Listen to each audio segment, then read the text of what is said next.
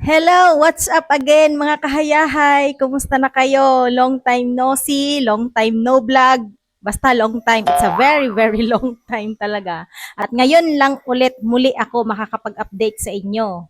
Dahil nung mga nakaraang months, hindi lang months, kundi taon na yata, halos mag-iisang taon na akong hindi nakapag-upload. Gawa nga ng, simula nung nanganak talaga ako kay Bibi Yan, ay sobrang busy ko na, hindi na talaga kaya ng aking powers na mag-vlog kasi ako yung nagbi-video, ako yung nag-edit, lahat halos ako. Kaya nag-focus muna ako kay Baby Yan. Lalo na nung nagsisimula na siya yan maglakad-lakad ay wala na talagang time para mag-vlog. So pasensya na kayo mga kahayahay kung ngayon lang ulit ako makapag-update muli sa inyo. Pasensya na at talagang matagal na naglaho ako sa inyong paningin. By the way pala mga kahayahay, nandito ako ngayon sa lugar ng asawa ko. Nandito kami ngayon, ang buong pamilya ko sa Iloilo. After ng school days, after ng trabaho ko, meron kasi kaming 30 days undisturbed vacation. Kaya dito ko nilaan sa Iloilo kasama ko ang aking buong pamilya. Dahil nga matagal akong nawala sa pagbablog mga kahayahay, bigyan ko na lang kayo ng mga update doon sa mga pangyayari na behind the scenes na hindi nakapag-vlog. Tulad nga ng sinabi ko, dahil super busy ako sa pag-aalaga kay baby, tsaka mayroon akong another side income, yung pag-affiliate. So, doon muna ako nag-focus kasi yun lang ang time na meron ako habang nag-aalaga sa baby. Pag-affiliate naman ang ginagawa ko. Sa ngayon, habang nagkakaedad siya yan, medyo nagiging independent na siya. Kaya bumabalik na ulit ako sa regular na time na may time na ulit ako para sa mga pwede kong pagkakakitaan. At sa panibagong yugto na kabanata ng aming buhay mga kahayahay, nandito kami ngayon syempre sa Iloilo kasama ko ang aking buong pamilya. Malamang pagbalik ko sa Mindoro ay ako na lang siguro isa. So migrate muna sila dito mga kahayahay. Dito ko muna papag-aralin si Kambal ng grade 8. Sa pagbabalik ko, ako na lang isa at yung isa ko pang anak si Lawrence. Kasi pag-graduate niya ng grade 6, imamigrate ko rin siya dito sa Iloilo. So dito na sila. Ako na lang mag-isa doon sa Mindoro kasi nag-usap kami ni Mr. Hayahay na parang dito namin gusto mag-settle ng aming buhay, ng aming hanap buhay, ng aming for good na siguro, for lifetime, for good. Dito na siguro kami kasi mas marami ang property namin dito. Sayang naman kung nandoon si Mr. Yayay sa Mindoro, wala kasi siyang ibang hanap buhay doon, mangisda lang, ganun, mag-hunting ng ibon, wala. Walang mangyari sa amin, wala kaming future. Ako lang may trabaho doon kapag nandun kami sa Mindoro. Dito, kahit papaano, yung property namin ay matatrabaho niya. Kaya mas magandang nandito siya. At nandito pati talaga yung pamilya niya. So marami siyang katuwang dito sa pag-aalaga. Kaya niyan, compare kung nandun kami sa Mindoro, ay ako lang talaga maghahanap buhay. Sacrifice din para sa akin na mapalayo siyempre sa pamilya ko para din akong nasa abroad. Siyempre, kailangan kong tiisin para sa kinabukasan ng aming pamilya, kinabukasan ng aking mga anak. How many years din bago ako nakabalik dito simula nung nanganak ako kay Bibian yan. Before pa ako nanganak dahil sa mahal nga ng pamasahe. Talagang mahirap na magbakasyon, buong pamilya kami, ilan kami. Ngayon nga nung dahil sa mahal ng pamasahe ngayon, bigla talaga nagmahal ang pamasahe nung nagbakasyon kami dito. Umabot talaga ng 10,000 one way pa lang pamasahe namin. Ganun kamahal kaya hindi basta-basta ang pagbabakasyon dito sa Iloilo. Malayo, hassle din magbiyahe sa mga bata, lalo pat mahihiluhin halos lahat sila. Pati tatay, pati ako, mahiluhin. Kaya mahirap para sa amin ang magbakasyon taon-taon. Kaya how many years yun? Siguro mga 5 years yung last ko na bakasyon dito. So ngayon na lang ulit nakapagbakasyon ng aming pamilya. Nung April 9 pa kami dito, hayahay, dumating. So, ngayon lang ulit ako nakapag-video. Malapit na ang katapusan ng Abril. Gawa nga ng pagdating ko dito. Itong bahay pala na tinitirhan namin mga kayahay ay hindi ito sariling bahay namin. Ito yung bahay ng kapatid niya. So, yung kapatid niya ay nasa ibang bansa. So, walang taong nakatira dito maliban nung sa mama at papa niya na nandun sa taas. Nandito kami sa ground floor. So, itong ground floor ay inukupahan muna namin pansamantagal dahil wala pa kaming bahay dito sa bayan. So, may bahay siguro doon sa bundok. Matagal na rin yung hindi natitirhan at kailangan talaga doon ang isang buwang paglilinis dahil Halos 10 taon na yun na walang nakatira doon. Pansamantagal, dito muna kami sa bayan at dito muna kami sa ground floor sa bahay ng kapatid niya. So pagdating na namin dito ay parang 2 weeks or 3 weeks din akong naglinis, nag-imis. Inayos namin ito ni Mr. Hayahay. Nilagyan namin ng ilaw, ng tubig kasi bakante talaga ito halos wala talagang walang tawag diyan, walang personal na mga bagay-bagay katulad ng ilaw at kuryente. At wala ding mga utensils. Parang nag-back to zero kami, parang nagsimula ulit kami sa aming buhay. Bumili kami ng sarili naming mga gamit sa pagluluto. Ito na si Baby Yan at ang aming Gil-Gil. O, siya muna ang bantay kay Baby Yan. Sinasanay ko kasi Baby Yan na kay ate niya para makapagalaw-galaw ako, makadiskarte ako kung ano yung mga kailangan gawing sideline para kumita. Bali may lupa din kami dito mga kahayahay sa bayan. Yun nga lang ay lupa pa lang. Wala pang building. Ito yung lupa namin mga kahayahay, itong kapitbahay lang, katabi lang ng bahay ng kapatid ni Rian. So yan yung lupa namin, pataas yan mga kahayahay, parang siya, medyo slope, pabangin. Kaya kailangan talaga ng malaking amount. Kung wala kang milyon ay hindi ka makapagpatayo ng bahay dito na medyo durable. Busy si Mr. Hayahay ngayon, wala pang pahinga. Simula nung nagbakasyon kami dito. Akala ko nga na nagbakasyon kami dito. Ako ay talagang totoong bakasyon. Pero ang nangyari ang daming imisin, ang daming dapat gawin. Gusto ko bago ako babalik ng Mindoro ay maganda yung sitwasyon nila dito. Hindi ko kasama si Mr. Hayahay ngayon at nandoon yata siya sa labas. May ginagawa. Alam niyo naman yun, mga kayahay, hindi talaga mapakali yun. Laging may kinukuti-kuti. Yun nga, yung lupa namin dito sa kabila ay talagang yun ang ginagawa niya, nililinisan niya at kanya daw munang pagtataniman at pagagardinan. At dahil busy si Mr. Hayahay, ako ngayon ang naka-assign para magluto ng aming uulamin sa tanghalian. Katatapos lang namin kumain ng agahan, ay tanghalian na naman ang aking lulutuin. So ang kakain mamaya ay 5 kami, 6, tiyan yan, saka mama at papa niya. Ito ang aking lulutuin ngayon mga kahayahay, ang pagi. Yan ang lulutuin ko mga kahayahay, pagi ito. So binili ito tuwing Martes kasi dito ay Tiangge. So maraming bibilhin, maraming tinda, isda, ganito. Basta marami pag Martes marami kang pagpipilian. Ginataang pagi daw. Gata, pinagkuskus na ako ni Mr. Hayahay ng gata. At ito ay gagataan ko. Sa totoo lang mga kayahay, hindi talaga ako expert magluto ng ulam ng mga ganito. Si Mr. Hayahay talaga ang expert dito. Pero, ayun nga, ay busy siya. Sabi niya, para magawa niya daw ang kanyang gawain, ay ibinigay niya sa akin ang task. At ito ang gagawin ko ngayon. Gagataan na masarap at hindi malansa. And for the first time in my life, gagata ako ng pagi. Umpisahan na ang pagluluto ng ginataang pagi. Linisin ko muna mabuti itong isda.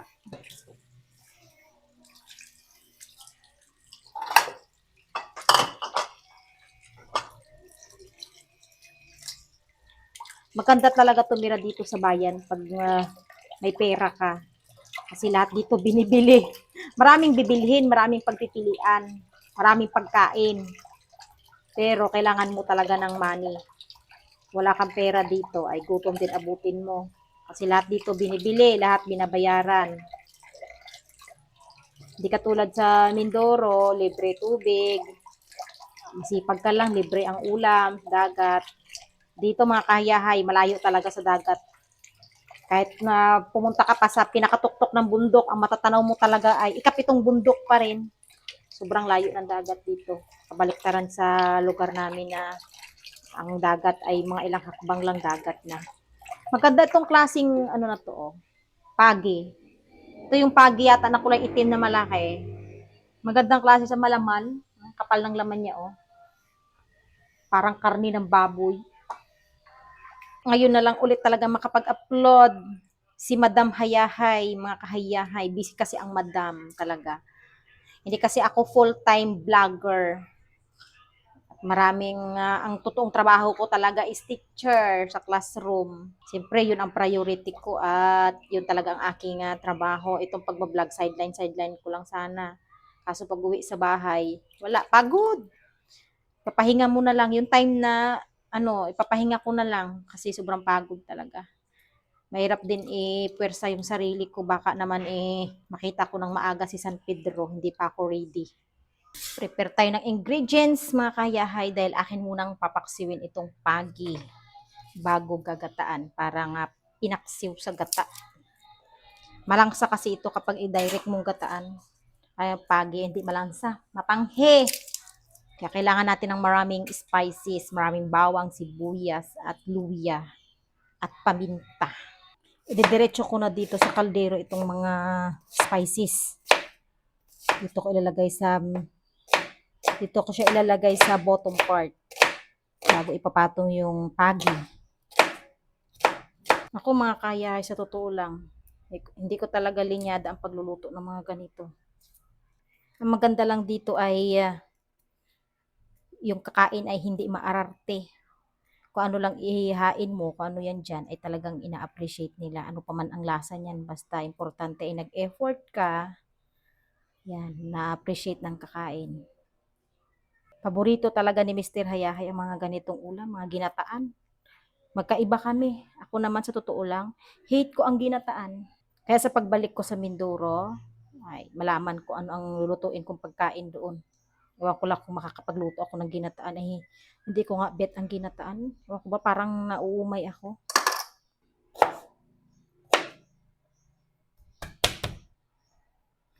Luya. Hindi pwedeng mawala ang luya sa Ilonggo. Ako naman, hate na hate ko ang luya. Ang ginataan, may luya. Naku po. Ayan na mga kahayahay. I did my best. But my best was not good enough. Parang kanta yun ah.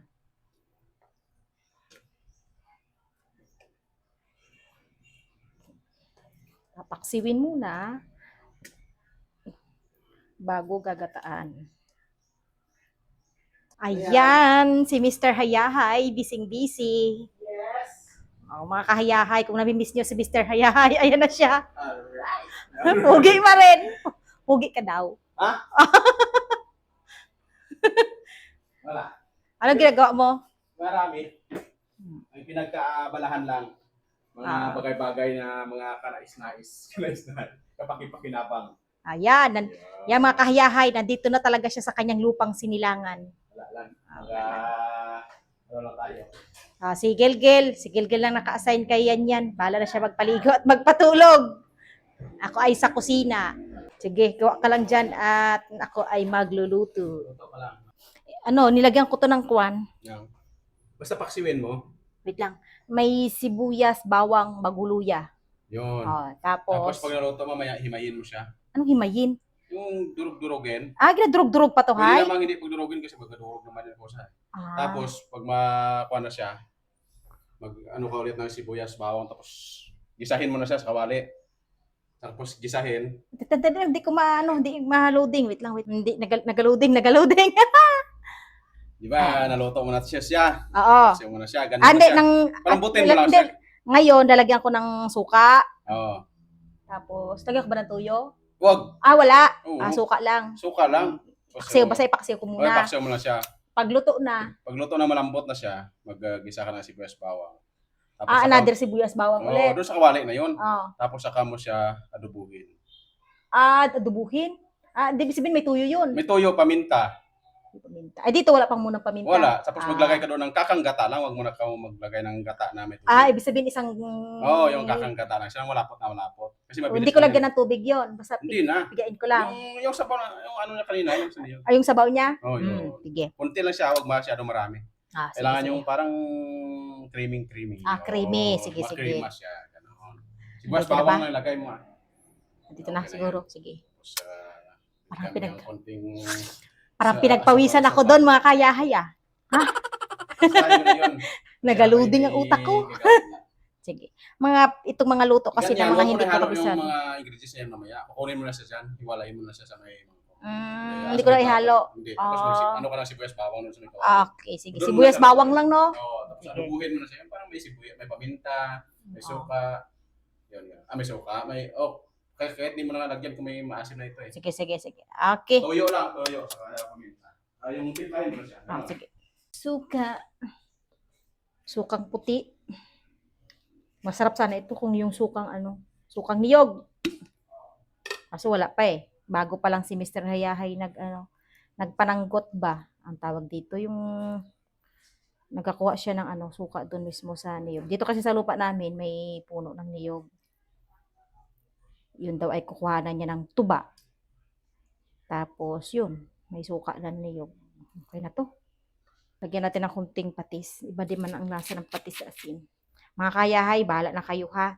Kung magaling kayo magluto ng mga ganito, comment lang kayo kung ano pa ang aking pagkukulang.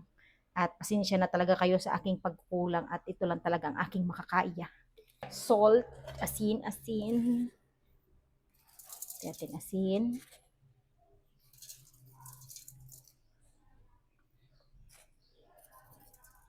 Yan. Lagyan natin ng konting Ajinomoto. Ang maganda siguro nito mga kayahay, lagyan ng konting tubig para mapaksiw lang siya sa kanyang sariling Basta sa kanyang sarili. Bahala ka na magsarili.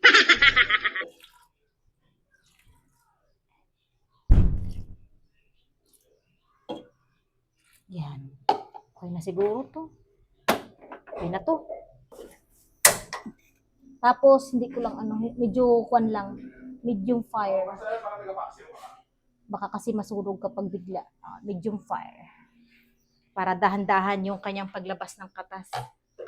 Ayan. Tapos na. Hindi pa pala tapos. Magagata pa tayo. Ito yung sabaw ng niyog. Medyo mataas itong lababo dito compare sa bahay. Kaya hirap na hirap ako magpwersa. Kaya kailangan ko nang mag-exert ng extra effort sa pagpiga. Wala pa namang gaanong pwersa itong aking kamay dahil ngayon lang ako nakaka-recover sa aking matinding pagod at kapaguran sa paglilinis, sa pag-inis. May nakatira kasi dati dito mga kahayang yung bunso nilang kapatid. Dito yung nakatira, yung asawa niya at saka yung isang anak. Ay nasa ibang bansa na rin yun sila. Kaya matagal na rin itong hindi natirhan. Wala ding yung papa at mama niya nagluluto doon naman sa taas. Hindi naman ayaw naman nila dito sa ilalim kasi nga paakyat panaog, siyempre matanda na. Medyo mahina na yung tuhod. Kaya wala talagang may nagluluto at may nakatira dito.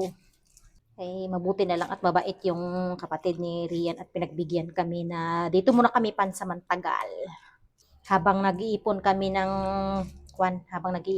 ng aming gagawing bahay, ay medyo mahabang ipunan pa. Ayan na mga kahayahay, kumukulo na siya. So bala kong pahibas-hibasin para kapag ginataan mamaya, hindi siya watery, talagang creamy kasi ay yung tubig niya ay ipa-absorb ko talaga sa kanyang laman. Kagkaron sa kasugpon sa atong ginataan nga pagi. Eto na siya mga kahayahay, yung pagi na pinahibasan ko. Pinaksiw at pinahibasan ko sa sarili niyang katas. Mukhang masarap. Talagang naga-vibrate siya kapag galawin mo. Yan, parang nag-earthquake. Sarap. Para siyang taba ng baboy. Makapal yung kanyang karne, tsaka, malambot. Talagang lumabas yung kanyang taba, nagmamantika. Wow. Sana ay lalo pa siyang sasarap kapag gagataan.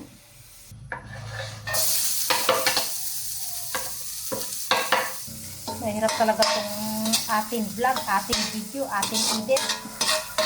Yan, okay na siguro to. Ilalagay ko na yung fish. Bokbok! Dito muna, walang naghahawak na aking kamera. Isama ko to mamaya sa ginataan tong kamera ko na to. Video muna. Mahirap tong aking video, aking luto. Dalawa lang ang kamay ko.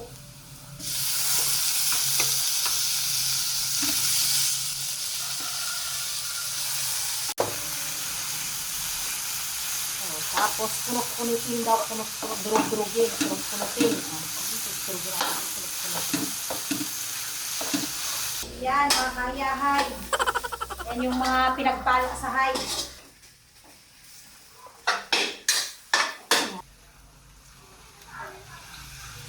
Yun.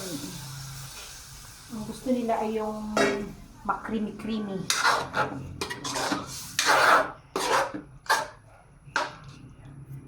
Ayan ta.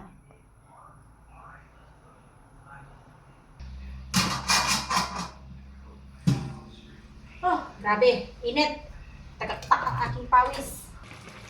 Wala pala itong luyang dilaw mga kahayahay at walang mapagkuhaan dito ng sariwang luyang dilaw. Umuulan pati.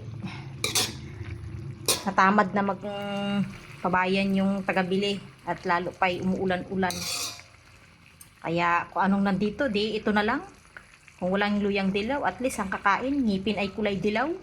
Iniisip-isip ko kung ihahalo ko to, parang nandito kasi yung lasa at taba.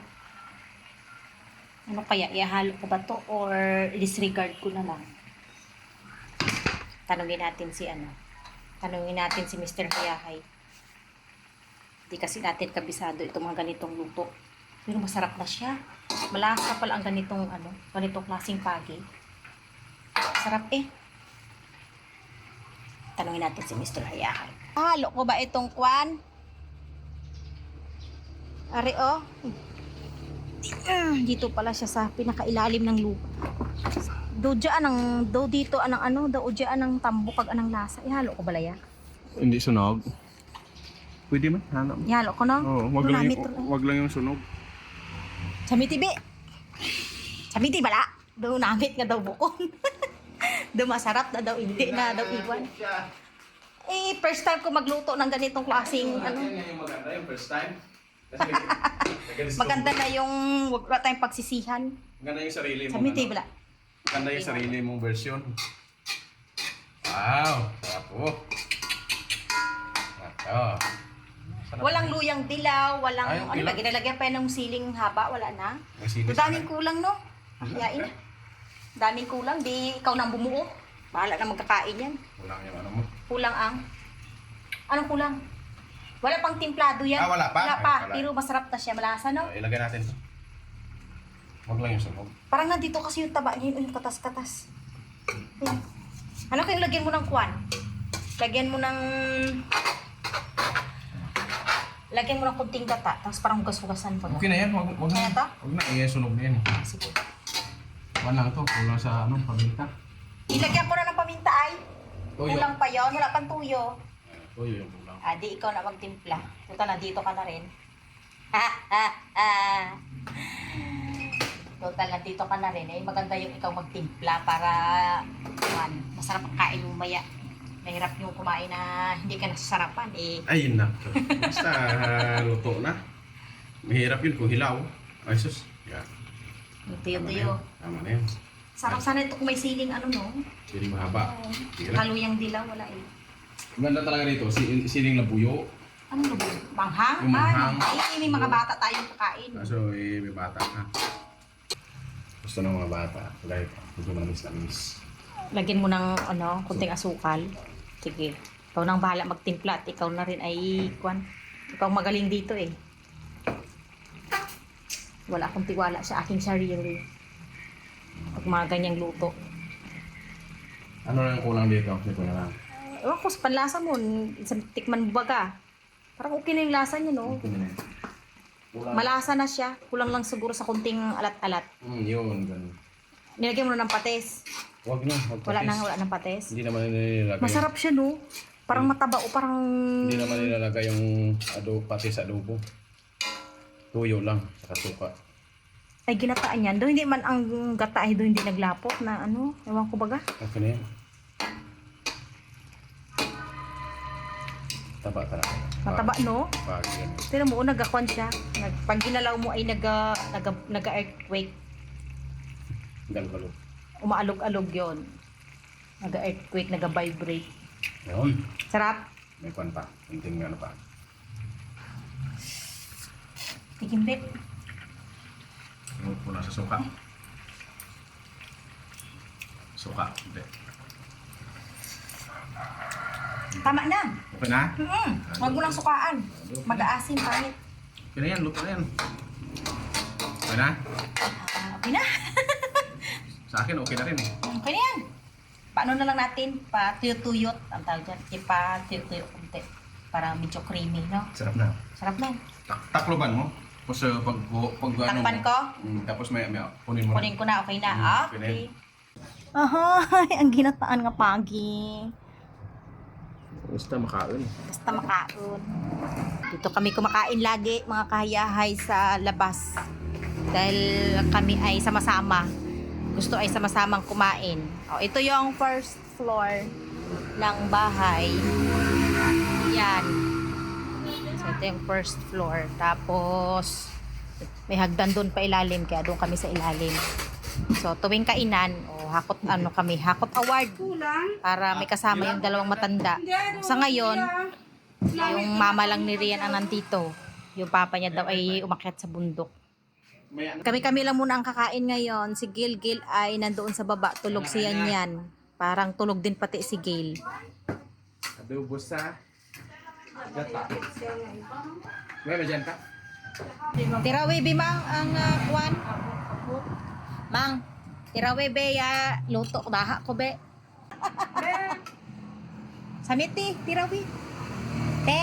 Namit! Ay, namit! Palakpakan! Namit pagi. Namit luto mga pagi. Oh, hi. Rinig niyo yon mga kahiyahay. Masarap daw. Sabi ng senior. Magluto. Hote, namit ko na ang Minduro. Pati ka. Pati. Sarap. Oh, hi. Namit na. May sarap pa. Manamit pa, masarap. Andun na. Masarap pa. Ano pala kita? Oh, grabe. Eh, di libangan mo humay ko. Ano nga. Gusto. Kahit yung taco na.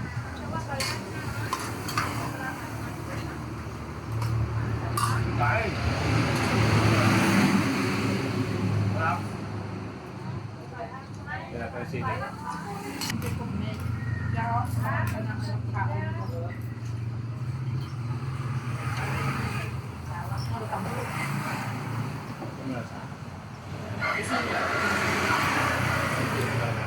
Masarap pag kumaharap ka na. Papang. Cendot? Yeah. Ha?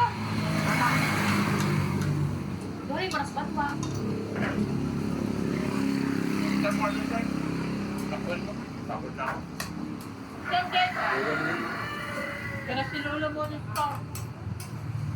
Kurang tiya. Tama na po kain. Mauran kita na? May basa.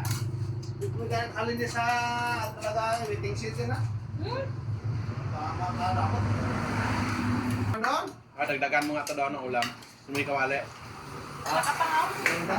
Pagi, ginataan. Dagdagan mo.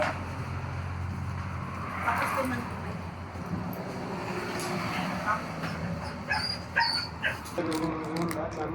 Why ba yung suga?